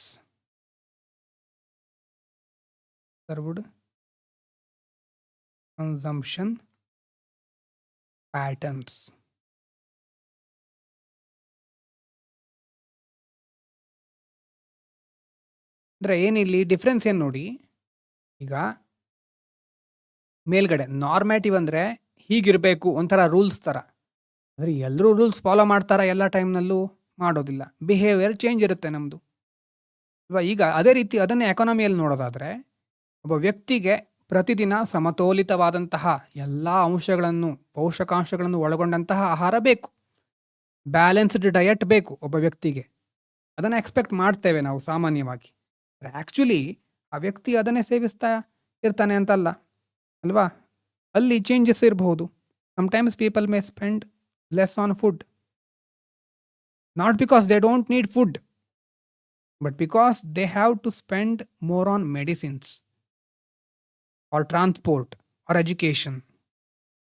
ಕೆಲವೊಂದು ಸಾರಿ ನಾವೇನು ಅಂದ್ಕೊಳ್ತೇವೆ, ಫುಡ್ಡಿಗೆ ಅವರು ಇಷ್ಟು ಖರ್ಚು ಮಾಡಲೇಬೇಕು ಅಂತ ಅಂದ್ಕೊಳ್ತೇವೆ. ಆದರೆ ಅವರು ಖರ್ಚು ಮಾಡ್ತಾ ಇರೋದಿಲ್ಲ. ಯಾಕಂತಂದರೆ ಬೇರೆ ಯಾವುದಕ್ಕೋ ಖರ್ಚಾಗ್ತಾ ಇರಬಹುದು. ಸೊ ಈ ಒಂದು ಡಿಫ್ರೆನ್ಸ್ ಇದೆಯಲ್ವಾ, ನಾರ್ಮ್ಯಾಟಿವ್ ಮತ್ತು ಬಿಹೇವಿಯರ್. ನಾರ್ಮೇಟಿವ್ ಅಂತಂದ್ರೆ ಅಂದ್ಕೊಂಡಿರೋದು ನಾವು ಹೀಗೆ ಮಾಡ್ತಾ ಇರಬಹುದು ಜನ ಅಂತ. ಈ ಥರ ಅಂದ್ಕೊಳ್ತಾ ಬಂದಿದ್ರು ಮೊದಲಿನ ಕಮಿಟಿಗಳೆಲ್ಲ. ಆದರೆ ಈ ಒಂದು ಕಮಿಟಿ, ಯಾವ ಕಮಿಟಿ ಡಿಸ್ಕಸ್ ಮಾಡ್ತಿದ್ದೇವೆ ನೆನಪಿದ್ಯಾ? ಈಗ ನಾವು ಡಿಸ್ಕಸ್ ಮಾಡ್ತಾ ಇರೋ ಕಮಿಟಿ ಯಾವುದು? ಯಾವ ಕಮಿಟಿ ಇದು? ತೆಂಡೂಲ್ಕರ್ ಕಮಿಟಿ. ತೆಂಡೂಲ್ಕರ್ ಕಮಿಟಿ ಏನು ಮಾಡುತ್ತೆ ಅಂತಂದ್ರೆ, ಈ ಒಂದು ಬಿಹೇವಿಯರ್ ಚೇಂಜನ್ನು ಸರಿಯಾಗಿ ರೆಕಾಗ್ನೈಸ್ ಮಾಡುತ್ತೆ. ನಾರ್ಮ್ಯಾಟಿವ್ ಮತ್ತು ಬಿಹೇವಿಯರ್ ಇದು ಎರಡರ ನಡುವೆ ಏನು ಡಿಫ್ರೆನ್ಸ್ ಇದೆ ಅನ್ನೋದನ್ನು ಅದು ಸರಿಯಾಗಿ ಅಬ್ಸರ್ವ್ ಮಾಡುತ್ತೆ, ಅನಲೈಸ್ ಮಾಡುತ್ತೆ. ಕನ್ಸಂಪ್ಷನ್ ಪ್ಯಾಟರ್ನ್ ಮೊದಲವ್ರು ಅಂದ್ಕೊಂಡ ಹಾಗೆ ಈಗಿಲ್ಲ, ಚೇಂಜಸ್ ಆಗ್ತಾ ಇದೆ. ಅದಕ್ಕೆ ಕಾರಣಗಳು ಬೇರೆ ಬೇರೆ ರೀತಿ ಇರುತ್ತೆ. ಸರ್ಕಾರ ಹೇಳ್ಬೋದು, ಆಗಿನ ಕಾಲದಲ್ಲಿ ದಿವಸಕ್ಕೆ ಒಂದು 100 ರೂಪಾಯಿ ಇರೋರು ಅಥವಾ 100 ರೂಪಾಯಿ ಖರ್ಚು ಮಾಡ್ಲಿಕ್ಕಾಗೋರು ಬಡವರು ಅಲ್ಲ ಅಂತ. ತೆಂಡೂಲ್ಕರ್ ಕಮಿಟಿ ಏನು ಹೇಳುತ್ತೆ? ಆಗಲ್ಲ, ಅದು ಬರೀ ಅದನ್ನು ನೋಡಿಕೊಂಡು ನಾವು ಫುಡ್ಡು ಇದನ್ನು ಮಾತ್ರ ಕನ್ಸಿಡರ್ ಮಾಡ್ಲಿಕ್ಕೆ ಆಗೋದಿಲ್ಲ. ಅದರಲ್ಲಿ ಬೇರೆ ಬೇರೆ ಫ್ಯಾಕ್ಟರ್ಗಳಿರಬಹುದು, ಜನರ ಬಿಹೇವಿಯರ್ ಚೇಂಜಸ್ ಇರುತ್ತೆ. ಆ ರೀತಿಯಾಗಿ ಅವರು ಏನು ಹೇಳ್ತಾರೆ, ನಾರ್ಮ್ಯಾಟಿವ್ ಮತ್ತು ಬಿಹೇವಿಯರ್ ಎರಡರ ನಡುವೆ ಎರಡು ಕಂಪೋನೆಂಟು ಬೇರೆ ಬೇರೆ ಅಂತ ಅಲ್ಲಿ ರೆಕಾಗ್ನೈಸ್ ಮಾಡ್ತಾರೆ. ಆ ಚೇಂಜಿಂಗ್ ಬಿಹೇವಿಯರನ್ನು ರೆಕಾಗ್ನೈಸ್ ಮಾಡಿರುವಂಥ ಕಮಿಟಿ ಅದು, ಬೇರೆ ಬೇರೆದು. ಯಾವುದು? ತೆಂಡೂಲ್ಕರ್ ಕಮಿಟಿ. ಇಷ್ಟು ಒಂದು ಹಂತಕ್ಕೆ ಬಂದ್ವಿ ನಾವು. ಮೊದಲು ಫುಡ್ ಅಂತ ಮಾತ್ರ ಇದ್ಕೊಂಡಿರೋರು ಈಗ ಫುಡ್ ಮಾತ್ರ ಅಲ್ಲ, ಅದರ ಜೊತೆ ರೂರಲ್ಲು ಅರ್ಬನ್ ಮಾತ್ರ ಅಲ್ಲ, ಇನ್ನು ಸ್ಟೇಟ್ ಲೆವೆಲಿಗೆ ಹೋದ್ವಿ. ಅಷ್ಟು ಸಾಕಾಗೋದಿಲ್ಲ. ಅದ್ರ ಜೊತೆ CPIಯನ್ನು ಆ್ಯಡ್ ಮಾಡ್ತೀವಿ. ಅದ್ರ ಜೊತೆ ಇವ್ರು ಬಂದು ಏನೇ ಆ್ಯಡ್ ಮಾಡಿದ್ರು, ಹೆಲ್ತ್ ಎಜುಕೇಷನ್ನು ಬೇಕು, ಅದನ್ನು ಕನ್ಸಿಡರ್ ಮಾಡಬೇಕು ಅಂತ ಆ್ಯಡ್ ಮಾಡಿದ್ರು. ಆದರೂ ಇನ್ನೂ ಏನೋ ಬೇಕು, ಇನ್ನೂ ಏನೋ ಬೇಕು ಅಂತ ಹೇಳ್ತಿರ್ತಾರಲ್ವ, ಏನೋ ಮಿಸ್ ಆಗ್ತಾ ಇದೆ ಅಲ್ವಾ? ಎಕನಾಮಿಸ್ಟ್ಗಳಿಗೆ ಅನಿಸ್ತಾ ಇರುತ್ತೆ, ಇನ್ನೂ ಏನೋ ಬೇಕಿತ್ತು, ಇನ್ನೂ ಸರಿಯಾದ ಒಂದು ಮಾಹಿತಿ ಸಿಗ್ತಾ ಇಲ್ಲ, ಇನ್ನೂ ಇಂಪ್ರೂವ್ಮೆಂಟ್ ಸಾಧ್ಯ ಇದೆ. There is we can say improvement is possible. ಮತ್ತೆ ಇನ್ನೊಂದು ಕಮಿಟಿ ಮಾಡ್ತಾರೆ. ಯಾವಾಗ? 2014ರಲ್ಲಿ.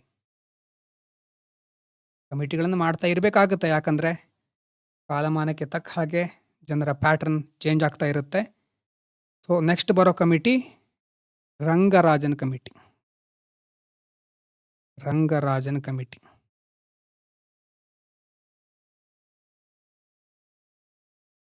2014 ಆ ಒಂದು ಸಂದರ್ಭದಲ್ಲಿ, ಅಂದರೆ ಇನ್ನು ಒಂದು ಟ್ರಾನ್ಸಿಷನ್ ಫೇಸ್ ಅಲ್ವಾ, UPA ಸರ್ಕಾರ ಹೋಗಿ NDA ಸರ್ಕಾರ ಬರುವಂಥ ಸಂದರ್ಭ ಅದು. ಸ್ವಲ್ಪ ಆ ಸರ್ಕಾರ ಬರೋಕ್ಕಿಂತ ಮೊದಲೇ, ಒಂದು ಮೋದಿಯವರು ಬರೋಕ್ಕಿಂತ ಮೊದಲೇ ಅನಿಸುತ್ತೆ, ಸ್ವಲ್ಪ ಆ ಒಂದು ಹಂತದಲ್ಲಿ ರಂಗರಾಜನ್ ಕಮಿಟಿಗೆ ಈ ಮೆಥಡಾಲಜಿ ಇಷ್ಟು ವರ್ಷ ಏನು ನಾವು ಮಾಡ್ಕೊಂಡು ಬಂದಿದ್ದೀವಿ, ಒಂದು ಸಾರಿ ರಿವ್ಯೂ ಮಾಡಿ ಅಂತ ಹೇಳ್ತಾರೆ ಆ ಕಮಿಟಿಗೆ. ಪವರ್ಟಿ ಲೈನ್ ಬಾಸ್ಕೆಟ್ ಅಂತ ಏನು ನಾವು ಡಿಸ್ಕಸ್ ಮಾಡಿದ್ದೀವಿ, ಪವರ್ಟಿ ಲೈನ್ ಬಾಸ್ಕೆಟನ್ನು ಇನ್ನಷ್ಟು ರಿಯಲಿಸ್ಟಿಕ್ ಆಗಿ ನಾವು ನೋಡಬಹುದಾ ಅಥವಾ ಅದನ್ನು ಫಾರ್ಮ್ ಮಾಡಬಹುದಾ? Can the poverty line basket be made more realistic? ಇನ್ನಷ್ಟು ನೈಜವಾದ ಚಿತ್ರಣ ನಮ್ಗೆ ಸಿಗುತ್ತಾ ಅಂತ ಪ್ರಶ್ನೆ ಈಗ ಇರೋದು. ಇಲ್ಲಿ ಬರ್ಕೊಳ್ಳಿ, the Rangarajan committee. The Rangarajan committee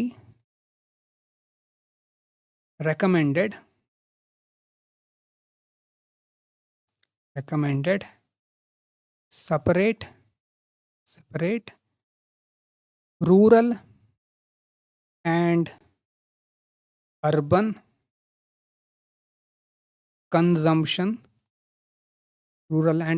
consumption baskets with a broader set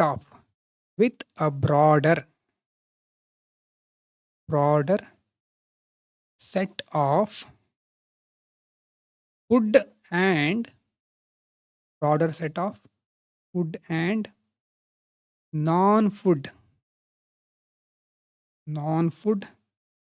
requirements, including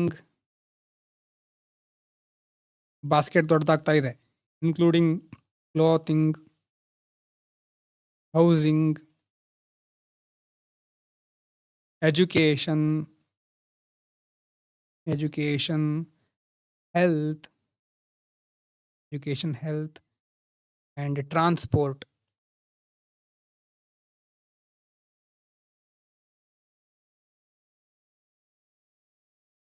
ಇಷ್ಟು. ಮತ್ತು ಇದು ಹಿಂದಿನವರು ಇತ್ತಲ್ವಾ ತೆಂಡೂಲ್ಕರ್ ಕಮಿಟಿ, ಅದರ ಮೆಥಡಾಲಜಿಗಿಂತ ಒಂದು ಹೈಯರ್ ಪವರ್ಟಿ ಲೈನ್ ಬೇಕು ಅಂತ. ರೆಕಮೆಂಡೆಡ್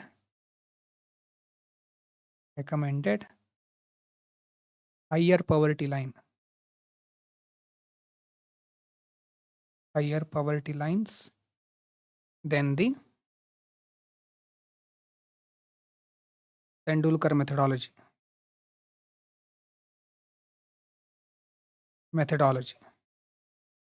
ಮೆಥಡಾಲಜಿಲಿ ಸಪ್ರೇಟ್ ಆಗಿ ಬರೀಬೇಕು. ತೆಂಡೂಲ್ಕರ್ ಮೆಥಡಾಲಜಿ, ಯಾಕಂದರೆ ಈಗ ಕನ್ಸಂಪ್ಷನ್ ಬಾಸ್ಕೆಟ್ ಎಕ್ಸ್ಪ್ಯಾಂಡ್ ಆಗಿದೆ. ಹಿಂದಿನ ಪವರ್ಟಿ ಲೈನನ್ನೇ ನಾವು ಯೂಸ್ ಮಾಡಿದರೆ ಅಲ್ಲಿ ವ್ಯತ್ಯಾಸ ಆಗಿಬಿಡುತ್ತೆ. ಸೊ ಇನ್ನೊಂದು ಸಾರಿ ಹೇಳ್ತೇನೆ, the Rangarajan committee recommended separate rural and urban consumption baskets with a broader set of food and non-food requirements, including clothing, housing, education, transport, health. ಮತ್ತು ಹಿಂದಿನ ಕಮಿಟಿಗಿಂತ ಸ್ವಲ್ಪ ಬೇರೆ ಹೈಯರ್ ಪವರ್ಟಿ ಲೈನ್ ಬೇಕು ಅಂತ ರೆಕಮೆಂಡ್ ಮಾಡ್ತಾರೆ. ಸೊ ಇಲ್ಲಿ ತನಕ ಏನೇನು ಕಮಿಟಿ ಬಂತು, ಕಮಿಟಿಗಳ ಒಂದು ಉದ್ದೇಶ, ಅವ್ರೇನು ಮಾಡಿದ್ರು, ಒಂದು ಐಡಿಯಾ ಬಂತ? ಕೇಳ್ತಾ ಇರೋರಿಗೆ ಬರ್ಕೊಂಡಿದ್ದೀರಾ?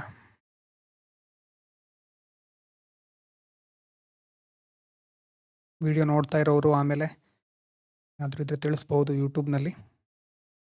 ಸೊ ದಾಂಡೇಕರ್ ರಾತ್ ಬಂದರು, ಫುಡ್ ಇದ್ರೆ ಸಾಕಂತ ಕೇಳಿದರು. ಅಲಗ್ ಕಮಿಟಿ ಬಂದು ವಿಲೇಜ್ ಮತ್ತು ಸಿಟಿಗಳಿಗೆ ಬೇರೆ ಬೇರೆ ಅಂತ ಹೇಳಿದರು. ಲಕ್ಡಾವಾಲಾ ಅವರು ಹೇಳಿದರು state, every state has different price ಇದೆ, ಪ್ರತಿ ಸ್ಟೇಟಲ್ಲೂ ಬೇರೆ ಬೇರೆ ಪ್ರೈಸ್ ಇದೆ. ತೆಂಡೂಲ್ಕರ್ ಅವರು ಬಂದು ಹೆಲ್ತ್ ಮತ್ತು ಎಜುಕೇಷನ್ನೂ ಬೇಕು ನಮಗೆ ಬೇಸಿಕ್ ನೀಡ್ಸಲ್ಲಿ ಅಂತ ಹೇಳ್ತಾರೆ. ರಂಗರಾಜನ್ ಬಂದು ಪಾವರ್ಟಿ ಬಾಸ್ಕೆಟನ್ನು ಇನ್ನಷ್ಟು ಇಂಪ್ರೂವ್ ಮಾಡೋಣ ಅಂತ ಅವ್ರು ಬಂದು ಹೇಳ್ತಾರೆ. ನಿಮ್ಮ ಹೋಮ್ವರ್ಕ್ ಏನಂತಂದರೆ, ಆಮೇಲೆ ಕೆಳಗಡೆ ಒಂದು ಸ್ಪೇಸ್ ಬಿಟ್ಕೊಳ್ಳಿ, ಒಂದು ಪೇಜ್ ಅಥವಾ ಅಲ್ಲಿ ನೋಟ್ಸಲ್ಲಿ ಏನಿರಬೇಕು, ಕಮಿಟಿ ಅಂತ ಮೊದಲನೇ ಕಾಲಮು, ಆಮೇಲೆ ಸೆಂಟ್ರಲ್ ಫೋಕಸ್ ಎರಡನೇ ಕಾಲಮು. ಇಲ್ಲಿ ಬರಲಿಕ್ಕೆ ಸರಿಯಾಗಿ ಆಗ್ತಾ ಇಲ್ಲ, ಆದರೂ ಹೇಳ್ತೇನೆ, ಕರೆಕ್ಟಾಗಿ ನೋಡ್ಕೊಳ್ಳಿ. ಸೆಂಟ್ರಲ್ ಫೋಕಸ್ ಎರಡನೇ ಕಾಲಮು, ಮೂರನೇ ಕಾಲಮಲ್ಲಿ ವಾಟ್ ಚೇಂಜ್ಡ್, ಏನು ಚೇಂಜಸ್ ಆಯಿತು. ಎಲ್ಲ ಕಮಿಟಿದು ಒಂದು ಸಮ್ಮರಿ ನಿಮ್ಮ ಹತ್ರ ಇರಬೇಕು ಒಂದು ಪೇಜ್ನಲ್ಲಿ. ಇದೆಲ್ಲ ಬರ್ಕೊಂಡು ಆದಮೇಲೆ ರಿವಿಷನ್ ಮಾಡಬೇಕಾದ್ರೆ ಈ ಟೇಬಲ್ ನೋಡಿದ್ರೆ ಸಾಕಾಗಬೇಕು.